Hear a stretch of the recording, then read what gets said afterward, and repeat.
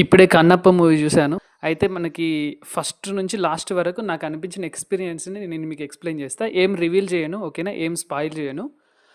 First అయితే నాకు cinema start అయినప్పుడు ఫస్ట్ ఒక 10 మినిట్స్ అయితే 10 మినిట్స్‌లో నార్మల్‌గానే ఉంది. సో, తర్వాత మన మంచు విష్ణు ఎంట్రీ జరుగుతుంది.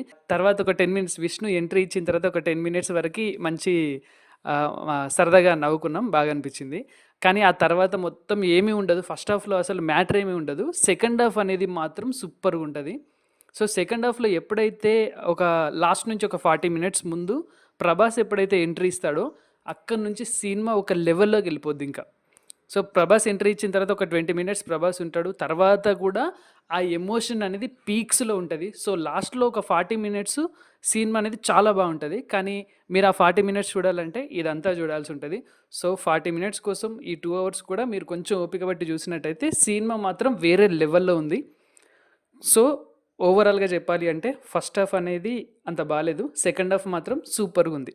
ఓకే. That's it. సో, మన ఛానల్‌లో ఇంకా చాలా ఇలాంటి రివ్యూస్ వస్తూ ఉంటాయి. మీరు మన ఛానల్‌ని సబ్స్క్రైబ్ చేసుకోకపోయినట్టయితే ఖచ్చితంగా సబ్స్క్రైబ్ చేసుకోండి. ఈ వీడియోని కూడా లైక్ చేయండి. Thanks for watching.